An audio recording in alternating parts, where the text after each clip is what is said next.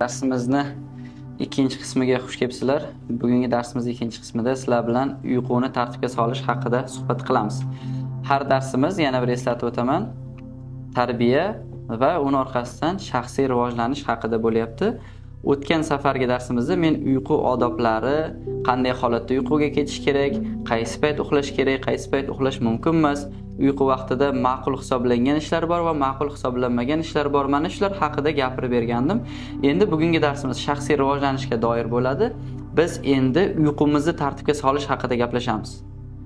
Qanaqa qilib erta turish mumkin? Qanaqa qilib ertaroq uyquga yotish mumkin? Mana o'tgan darsda muhokamalarga sabab bo'ldi ozgina. Xo'p, uyqu odoblari bizga tushunarli, lekin erta yotish uchun qanchalik harakat qilmaylik, baribir biz o'ylagandek bo'lmayapti. Baribir ham bizda shu kechqurun kech uxlash bor va ertalab vaqtida tura olmaslik kasalligiga biz nima qilganmiz? Uchrab qolganmiz.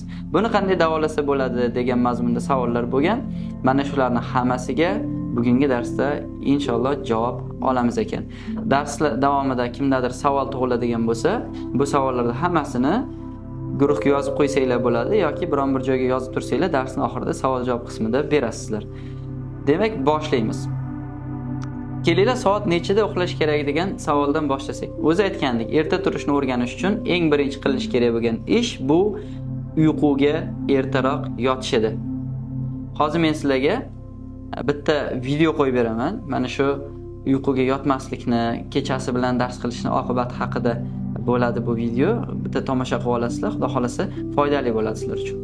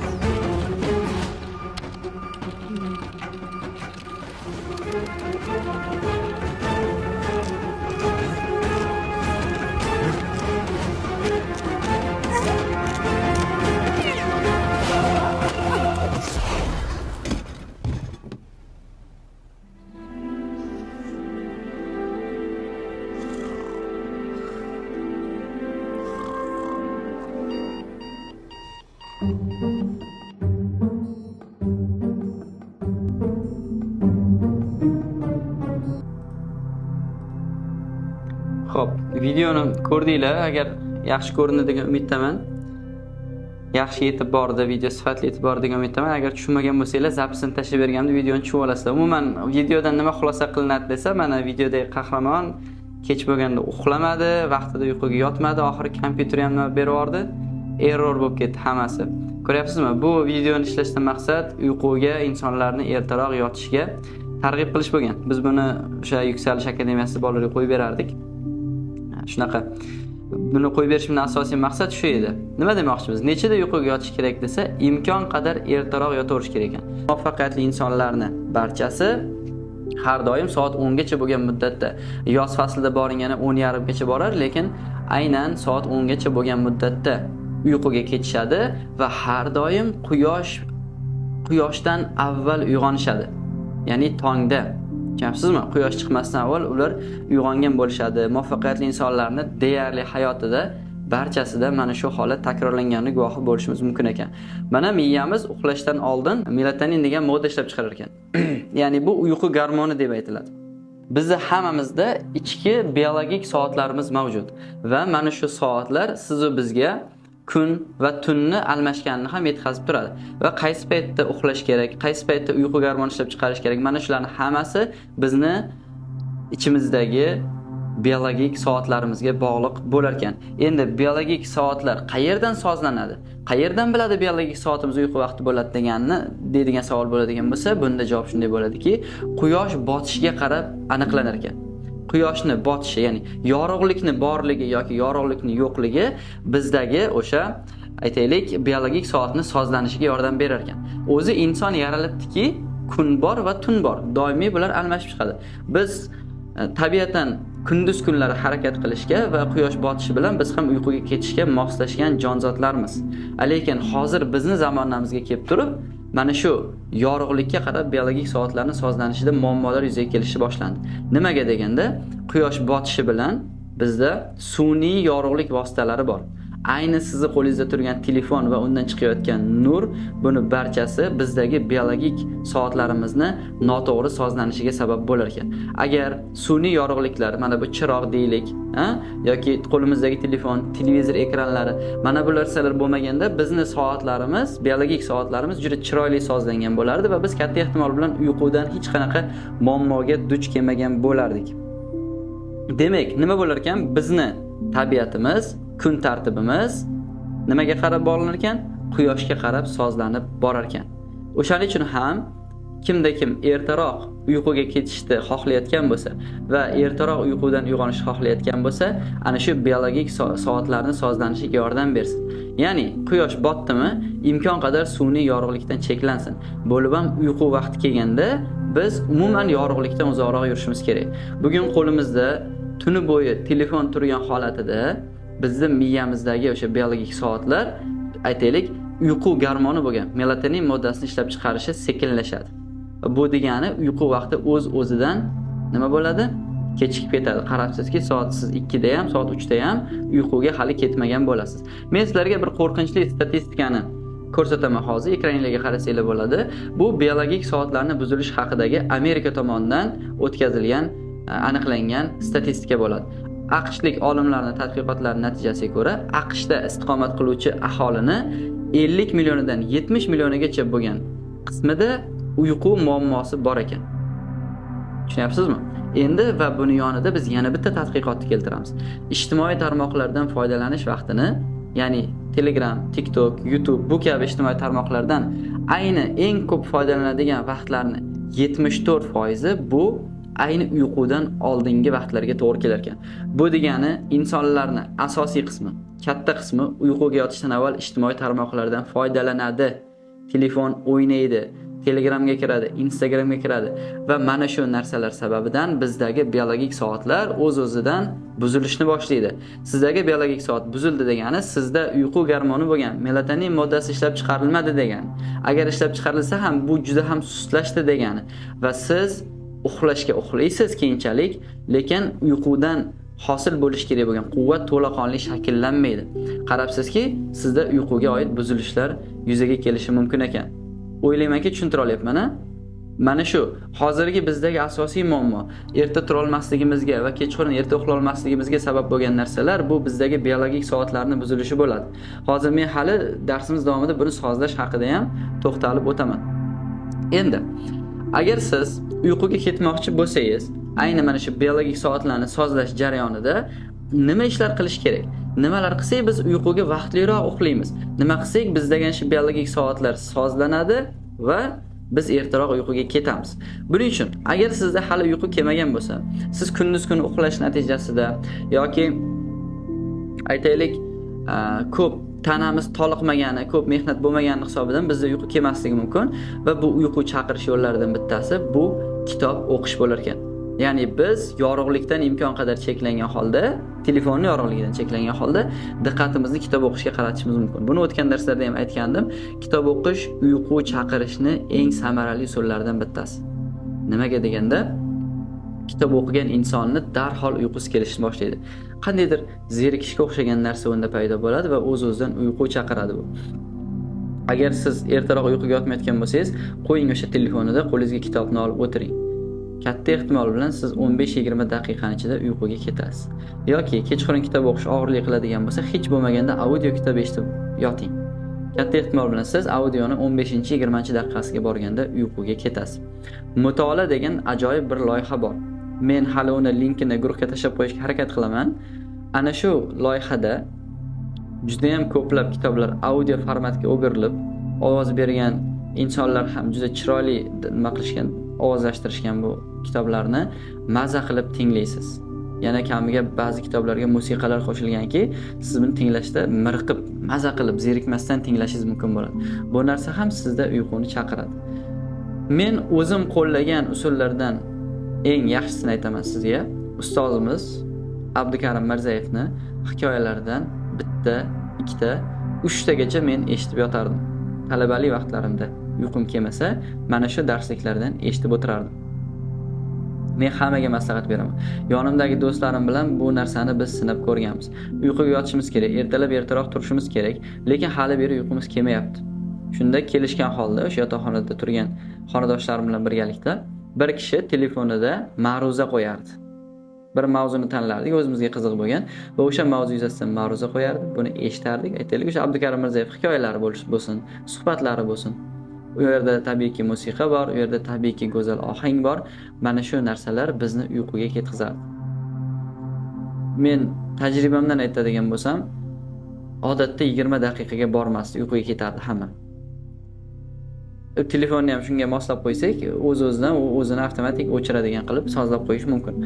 Bundan tashqari sanash uslubi ham bor ekan. Buni asosan yevropalik psixologlar ko'p tavsiya qilishadi. Uyquga ketmoqchi bo'lgan odam sanasin. Haligi multfilmlarda ko'rgansizlar, qo'zichoqlarni bir narsalarni sanab o'tirishadi-yu. Men buni unchalik ham tavsiya qilmayman, lekin bu usul orqali ham uyquni tezlashtirish mumkin bo'lar ekan. Kimga qanday? Shaxsan men bu uslubdan, aynan sanash uslubidan umuman foydalanmaganman. Men aynan kitob o'qish va audio kitob eshitish usullaridan foydalanganman va bu tezroq uyqu chaqirganligiga guvoh bo'lganman. Mana shu narsani sizlarga ham tavsiya qilaman. She'r aytish, ashula aytish bu kabi narsalarni ham o'sha yevropalik psixologlar bo'lsin, mana shu shaxsiy rivojlanish ustozlari tavsiya qilishgan. Lekin men bularni sinab ko'rmaganman. Men sinab ko'rgan eng samarali usullardan yana bittasi bu tahlil qilish. Siz uyquga ketishdan avval telefonni yig'ishtirib qo'ying. Chiroqlarni o'chiring, hech qayerdan yorug'lik kirmasin xonaga va yotgan holatingizda o'sha shiftga qarab o'zingizni o'tgan kuningizni tahlil qiling. Ya'ni bugun kun davomida nimalar qildingiz? Va siz ertangi kun haqida o'ylashni boshlang. Ertangi kunda nimalar qilmoqchisiz? Va o'sha paytda ertasi kuni qilmoqchi bo'lgan ishlaringizni tasavvur qilish asnosida sizda ertangi kunning rejasi paydo bo'ladi. Ertangi kunni rejalashtirdi degani bu ertalab barvaqt uyg'onish uchun sabab bor degani. Nima uchun bugun yoshlar erta tura olmaydi desa, eng katta sabablardan biri bu qiladigan ishi yo'q, maqsadi yo'q. Ertalab qiladigan bir ishi bo'lmagan odamni erta turgandan bir foyda ham yo'q. U katta ehtimol bilan erta tura olmaydi ham. Aytaylik, erta turaman dedi-yu, lekin erta turgani bilan baribir hayoti o'sha TikTok ko'rish bilan o'tayotgan bo'lsa, Instagramda Reels o'tkazib o'tirish bilan yoki telefon o'ynash bilan o'tayotgan bo'lsa, bundan ko'ra buni uxlagani yaxshi. Har xil qalang'i-qasangi narsalarni ko'rgandan ko'ra buni uxlab yotgani afzalroq ham bo'lsa kerak menimcha. O'shaning uchun ham biz bu yerda erta turishdan avval bir maqsadimiz bo'lishi kerak. Kunimizni tahlil qilamiz, ertasi kuni qilmoqchi bo'lgan ishlarimizni bir rejalashtirib xayoldan o'tkazish orqali ham inson ertaroq barvaqt turishga odatlanadi. Va shu xayollar bilan, o'y-fikrlar bilan siz sekin uyquga ketib qolganingizni o'zingiz sezmay ham qolar ekansiz.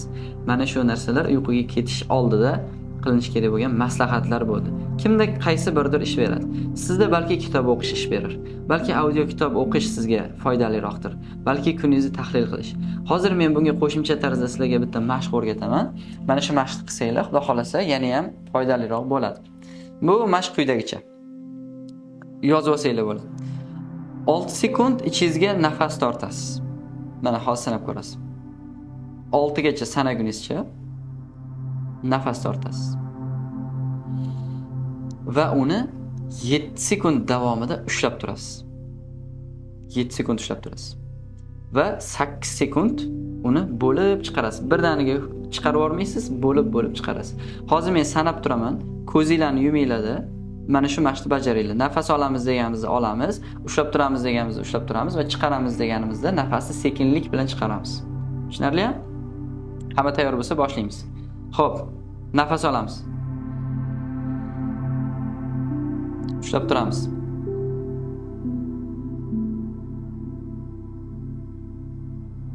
Chiqaramiz.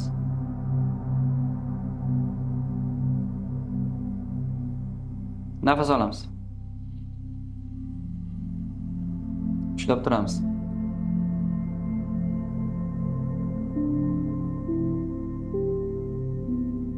Chiqaramiz.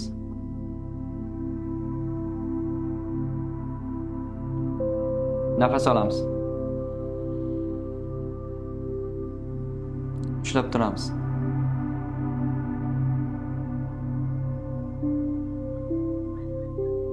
Chiqaramiz.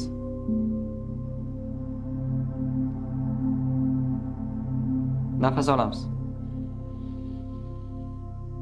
Ushlab turamiz.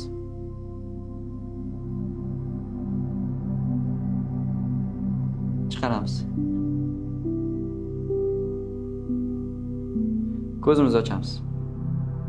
Mana shu mashqni kunduz kuni ish vaqtida charchab, boshingiz og'rib ketgan paytda 3-4 daqiqa bajaring. Ishda bo'lgan paytingizda mana boshimiz og'rib ketadi-yu, ana shu paytda bir 10 martagacha bajarilsa, ana shu charchoqlar bir chiqqandek bo'ladi. Diqqatam bir joyga jamlanadi. Juda ham foydali emas. Men o'zim kun davomida aytaylik 10 soat dars qo'yilgan paytlar bo'ladi menda. 8:30 soat 5 gacha 10 ta sinfga kirib chiqaman. 6-soatdan boshlab menda o'sha boshim og'rib, miyalarim g'alati bo'lishni boshlaydi. Ana shu paytda tanaffus payti 5 daqiqa o'tirib shu mashqni bajarib olaman-da, keyin yana keyingi darslarga kiraveraman. Foydasi juda ham zo'r. Xo'p, mana tasavvur qiling. Bir odam bor ekan. U bir kun qurbaqa yeyishni rejalashtiribdi. Qurbaqa yeb ko'rganmisizlar? U endi xitoylik bo'lsa kerak menimcha, qurbaqa yemoqchi bo'libdi-da. Ikkita qurbaqani ushlab kelibdi. Qozonga suvni quyibdi va suv qaynagandan keyin boyagi qurbaqani shartta qozonga tushirib yuborishgan ekan. Boyagi bechora qurbaqa ham birdan qaynagan suvga tushganidan bor kuchini ikkita oyog'iga to'plab bir sakrab qozondan sakrab chiqib ketgan ekan, oyog'i kuyganidan. Natija nima bo'ldi desa, natijada qurbaqa pishmadi. Endi bu qurbaqani pishirish uchun boshqacharoq yo'l topishibdi. Qaynatib qo'yib, qaynagan suvga birdan tushirib yuborib turib qurbaqani pishira olmadikmi? Endi biz uni salqinroq suvga solib qo'yamiz va uni sekinlik bilan qizdirishni boshlaymiz deb iliq suvni shundoq quyishgan va uni ichiga qurbaqani solib qo'ysa, qurbaqa ham xuddi boyagi aytaylik vannada o'tirgandek yoz issig'ida bemalol dam olib o'tirganmish. Keyin tagidan olovni sekinlik bilan yoqishgan, suv asta-sekin qizigan. Suv qiziganda suv bilan birga qurbaqani tanasi ham qizigan. Shuning uchun ham harorat oshayotganligini qurbaqa unchalik ham his qilmagan. Ya'ni suv qiziyapti, suvni tanasi unga moslashib qizib borgan. va suv birdaniga qaynagan paytda boyagi qurbaqa pishib qolgan ekan. Va shu bilan qurbaqani pishirib yeyishi metodikasini qilishgan ekan. Ha, men nimaga buni gapiryapman? Buni aytishimdan sabab sizlarga ham qurbaqa yediradi deb o'ylamanglar. Mana natija qurbaqa issiq suvda sekinlik bilan qizdirilgan paytda pishib qolgan ekan. Bundan shunday xulosa olish mumkin. Yangi odatni shakllantirmoqchi bo'lgan inson bir umr davomida bu ishlarni qilmagani uchun birdaniga hayotiga olib kiradigan bo'lsa, bu xuddi boyagi qurbaqani qaynagan suvga tashlaganga o'xshaydi va u ikkita oyog'iga bor kuchini yig'ib sakrab chiqib ketadi va maqsadga erishilmaydi.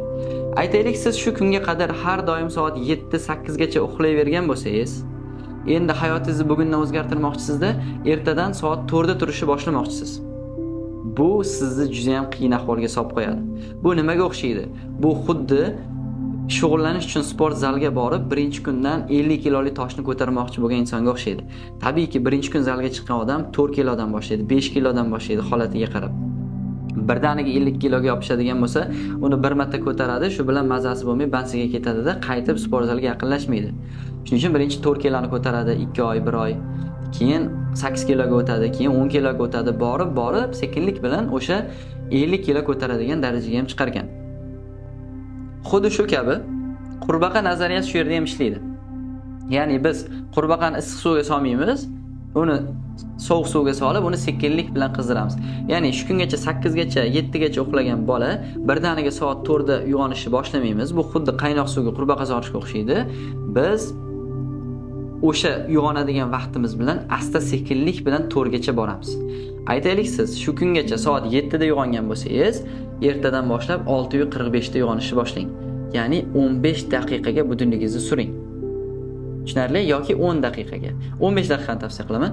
15 daqiqaga surasiz va 3-4 kun davomida siz 6:45 da uyg'onasiz. Endi 6:45 da uyg'onishga odatlanganingizdan keyin yana 15 daqiqaga soatni surasiz orqaga. Endi siz 6:30 da turishni boshlaysiz. Yana 3-4 kun davom etadi bu narsa. Qarabsizki, siz bir haftaning ichida 7 da turadigan odam bir haftadan keyin soat 6:30 da uyg'onishga odatlanasiz. Ya'ni biz nima qilyapmiz? Qurbaqani solib qo'ydik, sekinlik bilan olovni qizdiryapmiz. Va yana 3-4 kundan keyin 6:15 ga chiqamiz va qarabsizki, siz 2 haftadan keyin 1 soat erta turadigan bo'ldingiz odatdagidan. 7 da turardingiz, 2 haftadan keyin, yarim oydan keyin siz soat 6 da turishga odatlandingiz. 1 oy to'liq mana shu qurbaqa nazariyasi bilan ish ko'radigan bo'lsak, qarabsizki, biz soat 5 da uyg'onishga odatlanib qolar ekanmiz. Siz har kuni qarang, men bu yerda 1 kun yoki 2 kun soat 4 da uyg'onib qo'yishni nazarda tutmayapman. Men har kuni bir vaqtda uxlab, bir vaqtda uyg'onishni nazarda tutyapman. Odatlar deganda, intizom deganda mana shu narsani tushunaylik. Har kuni bir vaqtda uyquga yotib, bir vaqtda uyqudan uyg'onish. Mana shu narsaga harakat qilishimiz kerak biz. Davom etamiz. Qurbaqa nazariyasi hammaga tushunarli. Agar tushunmay qolgan jihatlaringiz bo'lsa, dars oxirida so'raysiz. Men keyingisiga o'taman. Qarang, sifatli uyqu uchun biz mana bu amallarga sobit turishimiz kerak. Mana bu maslahatlarga doimiy amal qilishimiz kerak. Sizni samarali uxlashingiz ham muhim. Qanday sharoitda uxlashingiz ham muhim ekan. Chunki biz uxlayapmizmi, uyqudan kerakli bo'lgan barcha quvvatni olishimiz kerak. Bizni samaradorligimiz, ertangi kundagi muvaffaqiyatlarimiz mana shu uyquga bog'liq. Insonning kelajakdagi hayotiga uni qanday holatda uxlashi, qancha vaqt uxlashi albatta ta'sirini o'tkazadi. Statistika, suhbatlar, o'rganishlar, tadqiqotlar buni hammasi ko'rsatib turibdi. Hattoki mana muqaddas dinimizda ham erta uxlab, erta turishga ko'p targ'ib qilinishiga sabab ham shu. Siz muvaffaqiyatliroq bo'lishingiz uchun, yaxshiroq, samaraliroq bo'lishingiz uchun sifatli uyqu biz uchun muhim ekan. Buning uchun nima qilish kerak desa, sun'iy yorug'likdan qochish kerak. Bu birinchi maslahat. Sun'iy yorug'likdan qoching. Bu telefonning ekrani, televizor, har xil aytaylik, kompyuter, mana bularning barchasini yorug'ligidan biz qochishimiz kerak. Ko'pchilik televizorni uyqu chaqiradi deb hisoblashadi va uxlashdan oldin televizor ko'rishga harakat qilishadi. Televizor ko'rib uxlab qolaman deyshadi. To'g'ri, siz televizor ko'rib yotganingizda uxlab qolishingiz mumkin, yarimiga borganda charchoq yuzasidan, lekin siz uyg'ongan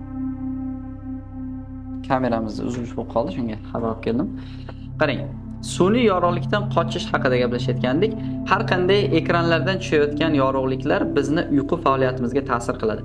Keyin televizor ko'rib uxlashda bitta zararni aytaman sizlarga. Odatda tungi vaqtlarda efirga uzatiladigan narsalar insonning kayfiyatiga salbiy ta'sir qiladigan narsalar bo'ladi. Aytaylik, urush, janjalli, qonli sahnalar bo'lgan filmlarni namoyish qilishadi ayni tungi vaqtlarda. Endi siz shunday filmlarni ko'rish bilan uyquga ketadigan bo'lsangiz, ertalab asabiy holatda va stress bilan uyg'onasiz. Jahldor holatda uyg'onasiz va charchagan holatda uyg'onasiz. Nimaga?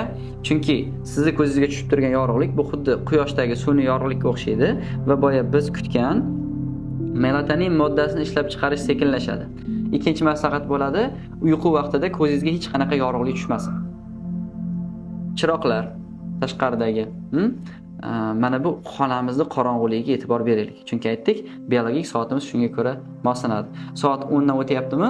Uyquga yotish vaqti bo'ldimi? Bo'ldi. Xonamizda hech qanaqa yorug'lik qolmasin. Boyagi biz uyquga tayyorgarlik vaqtida chiroqlarni o'chirib chiqishdan ham murod aslida shu edi. Yorug'lik tushmasligi kerak ko'zimizga. Keyingi maslahat, bo'sh oshqozonga uxlash kerak. Tungi vaqtlarda qorinni ovqat bilan to'ldirib yuborish bizda uyqu faoliyatining buzilishiga sabab bo'lishi mumkin. O'shaning uchun ham imkon qadar yengil hazm bo'ladigan va kamroq ovqatlanish tavsiya qilinadi. Keyingi tavsiyamiz to'yib suv ichmaslik kerak. Umuman suv ichmaylik demayapmiz. Yoz issiqligini hamma tushunib turibdi, lekin kamaytirish kerak. Og'izni nam qilish yoki juda bir me'yorda suv ichishning ziyoni yo'qdir, lekin to'yib qorinni to'ldirib oladigan darajada suyuqlik ko'p iste'mol qilish ham uyquni buzilishiga olib kelar ekan va bu birinchidan buyraklarga nagruzka beradi va sizda uyqu buziladi. Yarim kechasi uyg'onish ham insonning uyqusini bir marta buzildi degani bu o'sha uyqudan ko'zlangan maqsadga erishilmadi degan. Haroratni to'g'ri bo'lishi ham ta'sir qiladi bizning uxlashimizga. Odatda bizning tanamiz issiq harorat bo'lganda uxla olmaydi. Hozir yoz fasli bo'lgani uchun, harorat issiq bo'lgani uchun ko'pchiligimizda uyqu kelishi qiyin. Soat 1-2 gacha ham ba'zida uyqingiz kelmaydi. Nimaga? Sababi issiq xalaqit beradi. Shuning uchun ham havo imkon qadar salqin bo'lishi kerak. Bu degani konditsionerni qo'shib uxlash kerak degani emas. Konditsioner bilan yetarli havo harorati hosil qilingandan keyin albatta uni o'chirib qo'ying. Chunki konditsionerning zarari bizdagi issiqning zararidan ko'ra ko'proq inson uchun. Tushunarli? Harorat imkon qadar sovuqroq bo'lsa, ana shu uyquga ham ta'sir qilar ekan. Ketma-ketlikni men oxirgi qo'ydim. Uyqumizda ketma-ketlik bo'lishi kerak ekan. Ketma-ket deganda intizom bilan har kuni. Aytaylik, bugun 10 da uxlab, ertaga 11 da uxlash emas. Kecha 12 da uxlab, bugun 2 da, ana shunaqa emas. Ketma-ketlik deganda har kuni bir xil vaqtda uxlashni nazarda tutyapmiz. Biz siz bilan bugungi darsda umumiy xulosamiz mana shu, bir xil vaqtda uxlash va bir xil vaqtda uyg'onishga odatlanmoqchimiz. Xo'p, davom etamiz. Endi uyquga ketish uchun maslahatlar berildi. Endi uyqudan uyg'onish uchun ham. Uyg'onish uchun eng yaxshi maslahat bo'ladi bu ko'zingizga yorug'likni tushishi. Ertalab ko'zingiz ochilishi bilan, aytaylik, budilligingiz jiringlashi bilan siz chiroqni yoqishingiz va derazalarni imkon qadar ochib, xonaga yorug'lik tushishini ta'minlashingiz kerak. O'zi odatda bir kishi uxlab yotgan bo'lsa, kelib chiroqni yoqqan paytingizda bir ko'zi ochilib uyg'onsa odam, keyin ko'zlari qanaqadir qisilib g'alati holatga tushganligini guvohi bo'lasiz. Bu nimaga? Chunki bizning miyamizdagi o'sha biologik soat tong bo'lganligi va biz uyg'onishimiz kerakligi haqida signalni beradi. Shu bilan uyg'oniladi. Uyquga ketishimiz uchun qorong'ulik qanchalik zarur bo'lsa, uyqudan uyg'onishimiz uchun yorug'lik shunchalik zarur bo'lar ekan. Va bizni ertalab uyqudan uyg'otadigan narsa bu maqsad. Men buni ko'p aytganman. Sizda maqsad bo'lishi kerak. Shuning uchun ham uxlashdan oldin kuningizni rejalashtirib qo'ygan bo'lishingiz shart. Sizdagi maqsad ertalab turishingizga sababchi bo'lib beradi. Aytaylik, siz soat 2 da uyquga yotgan bo'lsangiz ham, lekin soat 3 da yoki soat 4 da ota-onangiz umradan qaytib kelayotgan bo'lsalar, siz 2 soat uxlagan bo'lishingizga qaramasdan, charchamasdan bemalol aeroportga borib, ularni kutib olib, uyga qaytib kelib, yana kechgacha uxlamay yura olasiz. Nimaga? Chunki sizda xursandchilik qilinadigan ish, haqiqiy maqsad bor edi. Mana shu narsa. Mana agar kim jamoaviy sayohatga chiqqan bo'lsa, tasdiqlasin. Ertalab soat 4 da yo'lga chiqamiz deyilsa, siz kechqurun nechida uxlashingizdan qat'iy nazar, budilligingiz jiringlashidan 5-10 daqiqa avval uyg'ongansiz. Har doim ham budillik muhim emas ekan demak. Shunaqa. Kelajak erta uyg'onganlarniki. Kimki erta tong uyg'onadigan bo'lsa, ana shu inson kelajakda muvaffaqiyatli bo'lishi bu aqliy, naqliy statistika bilan isbotlanib turibdi bugungi kunda. Keyingi masala, erta uyg'onganlar kech uyg'onganlarga qaraganda har doim baxtli bo'lar ekan. Nimaga? Buni sababi quyosh. Quyoshni borligi siz va bizni boshqalarga qaraganda baxtliroq qilar ekan. O'zi kunni ikkinchi yarmida uyg'onadiganlar, aytaylik 9, 10, 11 gacha uyg'onadiganlar kun davomida stressda yurishadi. golden hour deyishadi. Oltin soat degan narsalar bor. Bu ertalab quyosh chiqayotganda bir marta bo'ladi, quyosh botayotganda bir marta bo'ladi. Quyosh nurlari sarg'ish bo'lib va bir tillarang tusga kirib, juda ham go'zal manzara bo'ladi. Ertalab ana shu narsadan bahra olgan insonlar har doim stressga kamroq chalinar ekan va boshqalarga qaraganda kayfiyati a'loroq bo'lar ekan. Nimaga? Chunki sizda qo'shimcha bo'sh vaqtlar bo'ladi. Mana men challenge qilganman o'tgan yillarda, adashmasam 1-2 yil bo'lib qoldi. Yuksalish o'quvchilari bilan har kuni ertalab turib guruhga video jo'natishni men o'z oldimga maqsad qo'yib olganman. U video qanaqa ko'rinishda? 3-4 daqiqalik dars. Men dars o'taman va uni videosini tashlayman. Va ko'plab o'quvchilar ichida men mana shu narsani zimmamga olib, ularga katta ketib qo'yganman. Va qarabsizki, bu narsa 20 kundan oshiq muddat ana shu challenge ni oxiriga yetkazganmiz. Har kuni ertalab turardim, hali quyosh chiqmagan paytda chiqib, endi atrof yorishib boshlagan paytda men video olardim, kamerani yoqib va uni guruhga tashlab qo'yardim. Keyin uyga qaytib kelganimdan keyin, bolalar, maqsadim faqatgina ertalab uyg'onish bo'lmagan. Uyg'ongandan keyin qaytib uxlamaslik bo'lgan. Mana shu narsa, bizning maqsadimiz ana shu. Ertalab erta uyg'onyapmizmi? Maqsad qilaylikki, qaytib uxlamaslik. Chunki inson uyg'onishi mumkin. Siz o'zingizni majburlab uyg'onib ba'zi bir vazifalarni qilib yana uyquga yotib olishingiz mumkin. Yo'q. Biz nimani maqsad qilyapmiz? Uyg'ongandan keyin qaytib uxlamaslikni maqsad qilyapmiz. Shuning uchun ham sizda ertalabga qo'ygan qiladigan ishingiz bo'lsin. Meni qiladigan ishim tabiiyki bor edi. Ertalab video jo'nataman deganim uchun men avtomatik budilniksiz ham uyg'ona olardim ertalab. Shuning uchun ham qiladigan tasklarimiz bo'lishi kerak erta tongda. Va keyin qolgan muddatda men kitob o'qirdim, dars qilardim, boshqa ishlarni qilardim. Mana shu ko'rinishda dars qilsak bo'lar ekan va ana shu erta turishda eng katta menga bergan foydasi, eng katta qilgan foydam mana shu telefondan kitobga o'tish bo'lgan. Buni ustozlarimizdan o'rganib qolganmiz. Siz telefonni qo'yib kitob o'qish boshlaysiz. Ertalab kitob o'qishga vaqtingiz bo'ladi. Boshqalardan ko'ra siz 3-4 soatga ko'proq yashaysiz. Bu degani siz soat 9 gacha uxlaydigan odamdan soat 4 da turadigan bo'lsangiz, bir kunda hech bo'lmaganda 5 soat ko'proq yashayapsiz degan. 2 kunda 10 soat bo'ladi bu. 3 kunda 4 kunda 20 soat bo'lar ekan. Siz ularda siz bir haftada 7 kun, ular 6 kun yashasa, siz 7 kun yashayapsiz degani. Bir kun ulardan oldinga o'tib ketasiz 3-4 kunning ichida. Tushunyapsizmi? Bir oyda ulardan kamida 4 kun ko'proq yashayapsiz degani. O'zi insonni hayotining 3dan 1 qismi uyqu bilan o'tib ketadi. O'shaning uchun ham o'zi hayotimiz aytaylik 75 yil umr ko'radigan bo'lsak, bunday hisoblanadigan bo'lsa, siz 8 soatdan kuniga uxlasangiz, bu degani 25 yil ketdi degan. 25 yil uyquda o'tdi degan. Endi statistika bo'yicha insonlarning telefondan bir kunda foydalanish vaqti bu o'rtacha 8 soatni tashkil qilyapti. Karantingacha bo'lgan muddatda aytaylik 5 soat, 4 soat atrofida edi. Karantindan keyin bu narsa 8 soatga ko'tarilgan. Bu degani yana 25 yili telefonda o'tib ketdi degan. Endi odam baribir bir kun davomida ishlaydi, ishimiz bor, ertalab 8:30 ishga ketamiz. Hech bo'lmaganda 6 soat ishlaymiz. 6 soat ishlat degani, yana kimlar bilan suhbatlash degani, bu o'zi yashashimizga vaqt qolmayapti degani. 75 yili nari borsa 6 yili bizga qolyapti degani. Nari borsa. Shuni ham g'iybat kimlar bilan rivojlanishga vaqt qolmayapti. Nima qilish kerak desa, uyquni tartibga solish kerak. Imkon qadar samaraliroq yashashga harakat qilaylik.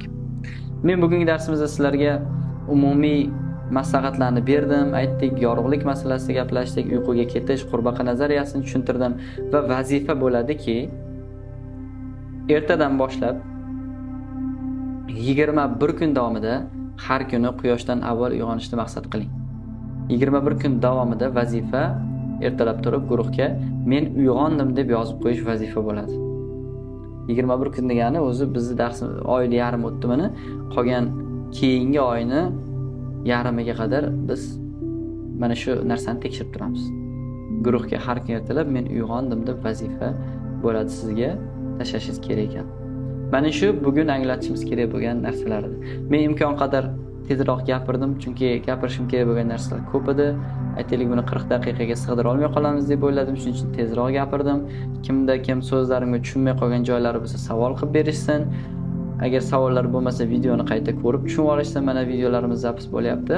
Xudo xolisa, keyingi darsda buni muhokamasini ham qilib olamiz. Endi uyqu vaqti bo'lganlar asta-sekinlik bilan joylariga marhamat. Savoli borlar qolsin. Men sizlarni tinglashga tayyorman. Alloh taolo ilmingizni ziyoda qilsin.